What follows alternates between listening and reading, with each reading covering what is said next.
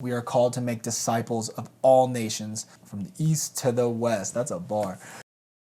Another Christian opinion on Kanye, probably something you didn't ask for, but I just want to share my 2 cents. And so I've listened to this album, Jesus is King, several times by now. I kind of waited for conversation to die a little bit, even though I don't think it ever will. I want to use Kanye as an example for a bigger general frustration and thought that I have when it comes to the larger church in general, the capital C church, no gang signs, of how we should respond to new converts and people that we will consider broken and sinners coming to the throne of God and kind of figuring that life out. Because I've been really discouraged, honestly, by how the majority of the church has responded to Kanye West creating a gospel album with no curse words and genuinely talking about God and testimonies of things he's going through and things that a lot of other Christians are going through as well, clearly on a very smaller scale. But when I see Kanye and I think about him, and I'm a huge hip hop fan, I always have been, I see someone who's a uber creative, someone who's ultra motivated and inspired and wanting to do the next thing. And I just think of all the different people in our communities and our churches that are just like him. We all have that overly hyped friend who's just on fire for the Lord, who goes to a retreat and comes back and is like, no more cussing, no more secular music, no more doing this, no more pornography. And whether that's you, it's been me, and we've had other friends like that. This is not a new concept. Kanye just happens to be really famous, and I understand that leadership and big voices have a different responsibility. I'm not negating that, and I'm not even affirming or negating anything that Kanye has done, said in his past, or is currently doing. But he himself, in the interview with Zane Lowe, it is way too long, but he himself said, I am a new convert. I am not a theologian. I'm still learning things, and he gives caveats that he might misquote something or might not know things, and that's a humility that longtime believers and even pastors themselves are still learning. Humility to admit that they don't know everything, they're still figuring things out. And to see that Kanye's immediate response to understanding who God is and what salvation feels like, this freedom and this victory that he's clearly understood, his first response has been service. On the album he says, my life is not my own, and that he's really living for God. And that's a response, again, that believers today in our churches are still learning to serve and to want to put not only a foot out, but everything they have out for the sake of the Lord and for the church. And that should be encouraging. We should be celebrating anyone who shows an inkling of wanting to know more about this Jesus Christ guy that supposedly is the Son of God and died and resurrected. And the Bible even says, God bless those who have not seen and still believe.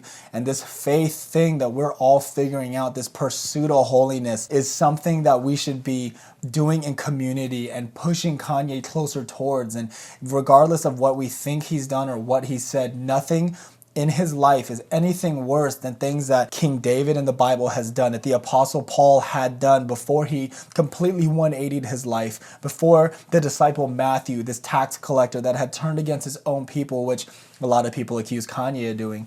I could go on for hours of people in the Bible that God should not choose by our standards, but God sees someone who is able and willing, not ready, but willing to say yes. And I see God using those people over and over, people who are just saying yes. And so do I believe or even side or affirm anything or everything that Kanye is saying or doing? Absolutely not. You have very strong believers who believe certain things politically, certain things theologically, and certain things culturally that we're all still figuring out. No one has the answers, and neither does Kanye. But I know that my God does. And so when I see someone like Kanye getting ripped apart by believers saying that he's not this or he's done that or he's doing this, I just don't think that's how Jesus would respond. And so when I see someone who's a new convert, just willing to serve, I just picture that person in the church that's the welcoming person. Maybe they're not a small group leader, maybe they're not a pastor, but they find something that they're just willing to do for the sake of the Lord and for the church. And that should be exciting for us. And not to sound self-righteous, I'm still figuring this thing out, and I am always up for correction. But I just don't see Jesus pulling away from those who are sinful, who are figuring it out. I see disciple Peter, who's constantly overzealous and constantly making bold statements and telling Jesus he's not going to die and resurrect, and still Jesus calls him to serve. And so when I see Kanye, I see a bigger example of a bigger issue that the church has of analyzing, judging, and proclaiming things over people that God never said, Jesus never proclaimed. And if we do not love, your pure theological positions and stances don't matter. Because if the church is not loving people, then what are we doing? What are we doing if we are not showing what carrying a cross daily looks like? And if we are not praying for Kanye more than we talk about him, I just don't think that's what Jesus would want or what we're called to do. We are called to make disciples of all nations, from the east to the west. That's a bar. My last word is that regardless of what Kanye's motives are, let's just say hypothetically this is a marketing scheme, even then God can use that.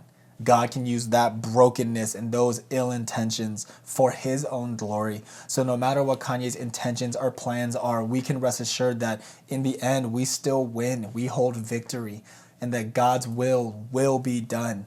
Regardless of what you think, what Kanye wants, what we would want out of things, God's will be done. Jesus has the victory. Anything Kanye does not constitute a loss. If anything, if this world just gets worse, we're getting closer to Jesus coming back. So we need to stop acting and living like we're possibly losing or like the scoreboard's looking wrong, because we don't lose. And if anything Kanye understands is how to live in victory and how to live in freedom. And that's something that even me, other people, and pastors and anyone you consider holy is still figuring out. How do we live in this victory? How do we live in freedom? And how do we live out salvation carrying this cross every day? So if we're going to point fingers at Kanye saying you're doing it wrong, I kind of want to peel out the logs in our own eyes and really analyze where are we at with this. And so before we point fingers at Kanye, I pray that we just be able to celebrate someone who is even possibly wanting more of Jesus and even possibly wanting to know more about God and this Bible, that we're all figuring it out. This Bible's dense. It is not complicated, but it's dense.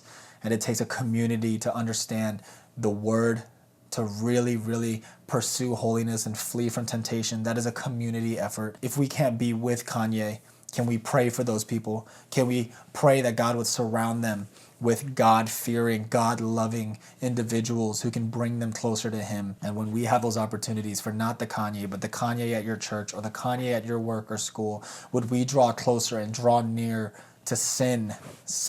Because I see that's what Jesus did when he drew near to us. Thank you for watching. I don't know when a new video will come, but this one's done for now. Thank you.